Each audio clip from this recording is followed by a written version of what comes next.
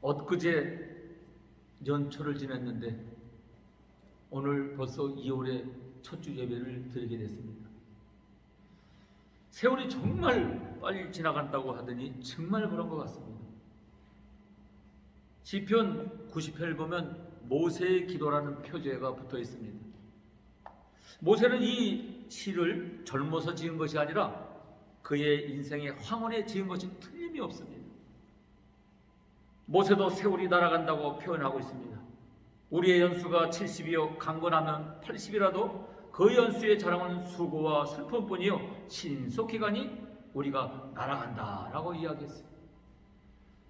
우리도 모세처럼 정말 날아가는 세월이 어떻게 좀 잡아보는 지혜가 있어야 되겠다라고 생각이 됩니다. 만물이 깊이 잠든 새벽 시간에 소리 없이 내려와 온 대지를 적셔주는 것은 이슬입니다. 시들고 메마른 생명체를 다시 살려줍니다. 새벽 이슬은 만물을 다시 회복시켜줍니다. 인간도 자연도 만물도 회복의 시간이 필요합니다.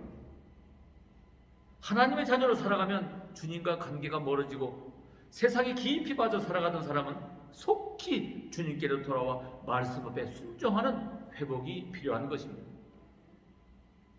모든 인생에는 기가 막힌 웅덩이와 수렁이 있습니다.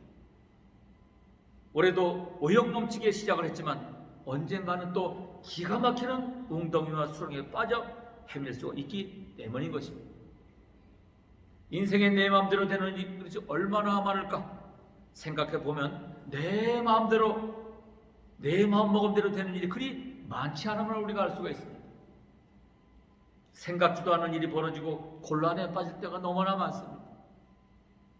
나의 계획대로 우리 마음먹은 대로 잘 되지 않는 게 우리의 인생입니다. 사람마다 정도의 차이는 있지만 모든 인생에는 기가 막히는 웅덩이와 수렁이 있어요. 이 수렁에 빠져 인생의 위기에 봉착했을 때 믿음의 사람은 대처하는 법이 달라야 합니다. 다윗의 생애를 살펴보면 다윗의 생애야말로 기막힌 웅덩이와 수렁에 많이 빠졌던 인물입니다. 그런데 다윗의 고백을 한번 보면요, 나를 기가 막힐 웅덩이와 수렁에서 끌어올리시고 내 발을 반석 위에 두사 내 걸음을 견고하게 하셨다라고 말하고 있습니다. 기가 막힐 웅덩이는 원어대로 보면 파멸의 웅덩이를 말합니다. 다윗을 멸망시킬 수 있는 그런 인생의 웅덩이에 다윗은 몇십 번 빠졌는지 몰라요. 그럴 때마다 하나님이 그 인생의 수렁에서 건져주심을 찬양하고 있는 것입니다. 특히 수렁은 절대로 나의 힘으로 빠져나올 수도 없고 헤쳐나오려 몸부림을 칠수록 더 깊이 빠지게 되기 때문에 영과 육의 모든 기능이 소진될 때가 너무나 많습니다. 우리 또한 살면서 오도 가도 못하고 도저히 나의 힘으로 해결할 수 없는 상황에 설 때가 얼마나 많습니까? 다윗은 이러한 때에 하나님께 부르짖었음을 알 수가 있습니다. 즉 자기의 힘으로 해결할 수 없고 그 누구도 자신을 붙잡아줄 수 없음을 깨닫고 오직 하나님께만 부르짖고 기도했습니다. 하나님께서 우리에게 고난을 주심을 부르짖으라고 기회를 주심으로 우리를 막다른 골목에 서게 하시면 오직 하나님만을 의지하게 하시며 하나님께서 사방을 막게 하시면 오직 하나님만을 바라보게 하심을 알아야 할 것입니다. 이 설교를 준비하면서 이민 초창기에 홀로 이곳에 왔을 때 정말 캄캄할 때를 생각하게 했습니다. 하나님은 우리의 기도를 들으시는 분이세요. 특히 우리가 막다른 골목에서 기가 막힐 웅덩이와 수렁에 부르짖는 기도를 외면치 않으시고 들어주시는 분이십니다. 무엇보다도 내 입의 말과 마음의 묵상이 주님 앞에 연락되기를 원하나이다 라는 이 간절한 마음으로 간구할 때 하나님은 우리가 품은 생각까지도 살피시는 분이라는 뜻입니다. 너는 내게 부르짖으라 내가 내게 응답하겠고 내가 알지 못하는 크고 은밀한 일을 내게 보이리라고 말씀하시면서 내 백성의 부르짖음이 내게 상달되었으므로 내가 그들을 돌아봐노라는 말씀하셨듯이 하나님 반드시 우리의 부르짖는 기도를 들으시며 응답해 주시심을 알아시기를 바랍니다. 그것도 그냥 들으시는 것이 아니라 귀를 기울이사 관심을 갖고 들으시는 분이세요. 시편 94편에 보면 귀를 지으시니가 듣지 아니하시냐, 눈을 만드시니가 보지 아니하리야 라고 말씀하고 있습니다. 하나님은 지금도 우리를 내려다보시고 계세요. 우리의 부르짖음에 귀를 기울이시며 계신다는 사실을 알아야 할 것입니다. 무엇보다도 하나님은 우리를 당신의 관심 밖으로 내미는 분이 아니라 우리를 당신의 관심 안으로 끌어안아 품으시는 분이세요. 이는 우리를 당신의 자녀 삼아 주시기 때문인 것입니다. 하나님께서 우리에게 기도를 명하시면 응답해 주실 것을 전제로 하고 있는 것이 아니겠습니까? 그래서 우리는 당연히 응답을 기다리고 있는 것입니다. 그러나 그 응답의 시간은 하나님의 때이므로 어떤 때는 고난의 상황이 깊을수록 시간이 더디 간다고 느껴지고, 시간이 더디 가니 기다림은 더욱 지루하게 느껴지고 피가 마를 지경인 것입니다. 그래서 다윗도 기다리고 기다렸더니라며 애타는 심정으로 고백하고 있는 것입니다. 어찌 보면 응답이 늦은 것이 아니라 고통이 크기에 늦는다고 생각이 되는 것입니다. 주의 약속은 어떤 이든 더디다고 생각할 것 같이 더딘 것이 아니라 베드로후서 3장의 9절의 말씀같이 사실인 것입니다. 하나님의 응답은 가장 선한 때에 가장 선한 방법으로 임한다는 사실을 우리는 알아야 할 것입니다. 응답은 언제나 인내를 요구합니다. 그래서 응답의 열매는 마지막까지 인내하는 자만이 맛볼 수가 있는 것입니다. 기다렸던 이 과정을 견뎌내길 바라면서 한 번도 기다렸던 이 인내의 신앙으로 무장이 필요한 것입니다. 한 번도 기다렸더니 무엇보다도 우리의 계획과 시간에 하나님의 시간을 맞추려 하지 말고 하나님의 응답의 때에 기다려야 할 것입니다. 들어주실 줄 믿고 시간을 기쁨으로 견뎌낼 수 있어야 합니다.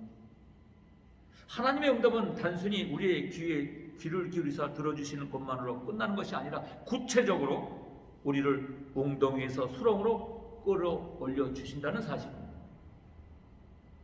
즉 기도는 우리의 하소연을 하나님께 아뢰는 것이지만 하나님의 크고 강한 손으로 건짐을 받는 것입니다. 하나님의 전공이 들으시는 것이라면 하나님은 또 다른 전공으로 건지시는 것이 있어요. 하나님은 홍해를 건지시고 심판에서 건지시고 우리를 죄악 가운데 건지신 분이십니다. 그래 오늘 본문에서도 수렁에서 건지시어 끌어올리신다는 말씀하고 있음을 보게 됩니다. 하나님의 건지시고 끌어올려주지 않는다면 우리는 영원히 웅덩이와 수렁에 빠져 있을 수밖에 없는 존재들입니다. 다른 사람이 나를 건져줄 것이라 생각하는 거나 나의 능력으로 빠져나올 수 있다고 생각하지만 절대로 그렇지 못합니다. 하나님께서는 우리의 힘으로 스스로 빠져나올 수 없음을 아시기에 당신의 크고 강하신 의로운 손을 우리를 붙드시어 끌어올려 주시고 다시금 회복할 수 있도록 은혜를 베풀어 주시는 분이십니다. 건짐을 받고 끌어올림을 받아도 반석이 아닌 곳에 세워지면 우리는 또다시 넘어지고 수렁에 빠질 수밖에 없습니다. 그래서 하나님은 내 발을 반석 위에 두시겠다고 말씀하고 있습니다. 흔들리지 않는 곳에 세워져야 흔들리지 않는 삶을 살아갈 수 있기 때문인 것입니다. 저 부에너팍 노스벨팜 옆에 가면은 여러 가지 놀이기구들이 있습니다. 주말에 그 옆을 지나보면 어린아이들의 비명소리가 들려옵니다. 도움을 달라는 부르짖음이 아닙니다. 즐거움의 부르짖음입니다. 하나님께서 우리를 반석 위에 세우시면 깊으신 뜻이 있습니다. 반석은 예수 그리스도를 뜻하며 하나님의 말씀을 상징합니다. 즉 우리가 세상에 발을 딛고선 실족하여 넘어지고 수렁에 빠지며 바닥을 기는 것을 피할 수가 없어요. 그러기에 실족하지 않으려면, 수렁에 빠지지 않으려면 말씀의 반석 위에, 예수의 반석 위에 굳게 서 있어야 하는 것입니다. 든든한 반석 위에 서 있는 길만이 흔들리지 않는 방법이기 때문인 것입니다. 지금 여러분 발은 어디에 서 있습니까? 여전히 웅덩이와 수렁에 빠져 있습니다. 왜 나의 삶은 이렇게도 흔들린지 모르겠다고 말하고 계십니까? 세상의 물질, 사람, 권력에 기초를 둔 사람의 걸음은 늘 흔들릴 수밖에 없어요. 견고한 걸음을 걷고 싶다면 반석 되시는 예수님과 함께 반석이신 말씀으로 무장하고 걷기를 바랍니다. 혹시 삶의 멀미를 느끼실 때가 있으신가요? 삶의 무게가 무거우십니까? 멀미는 흔들려서 겪는 고통입니다. 멀미를 없애려면 평형 감각을 회복해야 하는 것입니다. 흔들리는 놀이기구에 나와 반석 위에 세움을 받아야 하는 것입니다. 더 이상 세상 것에 미련 두지 말고 반석 되신 예수님께 맡기고 나의 발을 반석 위에 두어야 하는 것입니다. 견고함이란 외부적인 환경에 연연하지 않습니다. 즉 좌우로 치우치지 않으며 오직 앞만 보고 나가는 것입니다. 삶과 신앙의 뚜벅걸음이 필요합니다. 얼마 되지도 않은 몇 걸음을 앞서가려고 조바심을 내는 것이 아니라 그저 나의 페이스대로 걸어가는 것입니다. 그것이 오버하지 않음이고 오래 걸을 수 있는 비결인 것입니다. 중심을 잡지 못하니 여기저기 기웃거리고 기웃거리니 흔들리고 흔들리니 멀미를 느끼는 것입니다. 그래서 믿는 사람들은 오직 예수만 바라보고 뚜벅걸음으로 나가야 하고 십자가만 앞장 세워주고 나가야 한다는 것입니다. 그래야 흔들리지 않고 중심을 잡으며 살아갈 수가 있습니다. 다윗은 하나님께서 자신을 웅덩이와 수렁에서 건지시어 반석 위에 세워주시어 걸음을 견고케 하시니 새 노래로 하나님을 찬양할 것이라고 고백하고 있습니다. 찬양도 기도의 힘으로 때를 얻든지 못 얻든지 그 어떤 고난의 상황에서도 해야만 하는 것입니다. 그래야 흔들지 않는 심령으로 무장되기 때문에 삶과 신앙이 흔들리면 원망과 불평이 나오게 되어서 찬송이 제대로 나오지 못할 때가 많습니다. 그래서 우리는 찬송을 올리기 위해서라도 흔들리지 않는 반석 위에 우리 발을 올려놓아야 합니다. 그리고 하나님께서 우리를 반석 위에 세우시면 우리를 통해 찬양을 받으시기를 원하기 때문인 것입니다. 새 노래를 부르면 새로 만든 노래가 아니라 새롭게 은혜받고 회복된 심령으로 찬양하라는 것입니다.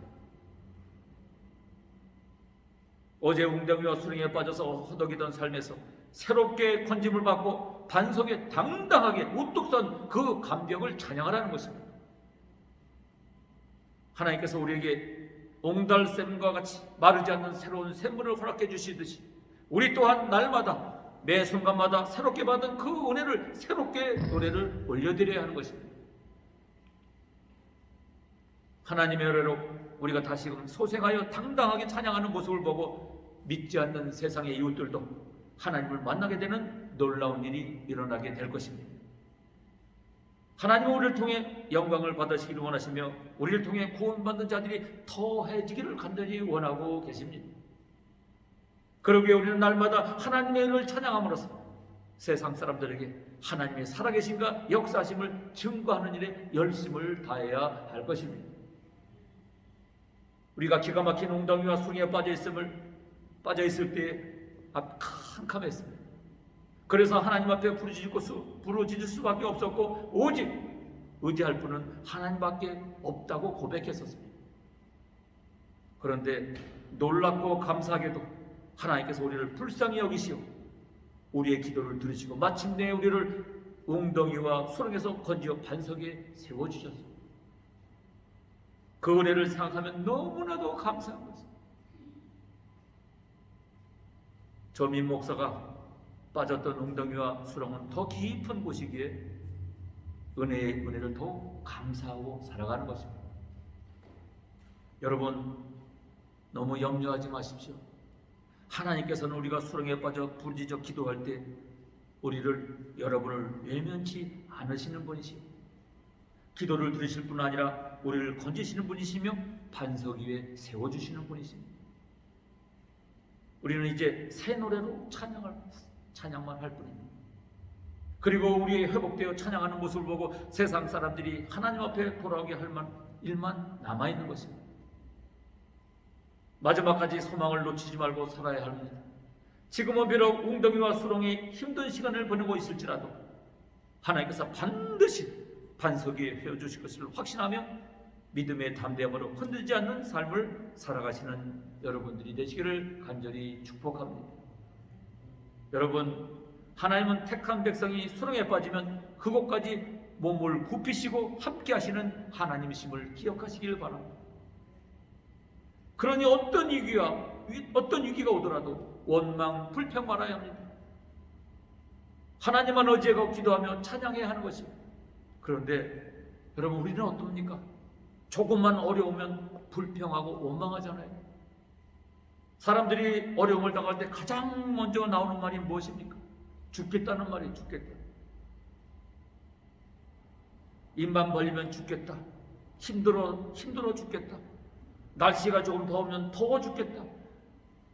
배가 부르면 배불러 죽겠다. 죽겠다에 죽겠다. 입에 달고 다니는 말이 죽겠다입니다. 그런데 여러분, 이 말을 좀 바꿔보세요. 죽겠다 하지 말고 죽게 있다로 바꿔보세요. 죽게 있다. 아멘. 죽겠다라는 말하고 죽게 있다라는 말하고 비슷한 것 같지만 본질이 다릅니다. 본질이. 그리고 그 결과도 엄청나게 다르다는 사실을 아시기를 바랍니다. 원망, 불편은 오는 복도 달아나게 합니다. 이스라엘 백성이 길어도 한 달이면 끝날 광야 생활을 40년 동안 그 길을 돌고 돌아 40년 동안 40년 동안 광야를 헤맸잖아요. 그러므로 여러분, 입술이 불평, 불만으로 가득 차 있으면 수렁에서 빠져나오지 못하는 것입니다. 광야 생활이 반복될 뿐입니다. 새해에는 위기가 다가올 때 원망, 불평하지 말고 대신 기도와 찬송으로 입술을 바꾸시기를 바랍니다. 기도와 찬송으로 우리 인생을 수렁에서 반석으로 바꾸시는 놀라운 기적을 체험하시기를 바랍니다. 원하기는 2022년 여러분의 인생이 수렁에서 반석으로 바뀌는 놀라운 은총이 가득하기를 주님의 이름으로 축복합니다. 감사합니다. 기도하겠습니다. 살아계신 하나님, 새 노래로 찬양을 합니다. 아버지, 영광을 홀로 받으시옵소서. 아버지, 반석이 흔들림 없는 믿음의 삶을 살아가는 성도들 모두가 되게 하옵소서. 주님께서 붙잡아 주셔서 정말 우리가 아버지 새 노래로 하나님을 찬양할 때 우리 모두가 하나님 온전한 반석에서 하나님을 찬양하는 놀라운 역사가 있을 줄로 믿습니다. 감사와 영광과 존귀를 올려드리며 존귀하신 예수 그리스도 이름으로 감사하며 간절히 기도 올리옵나이다. 아멘. 감사합니다.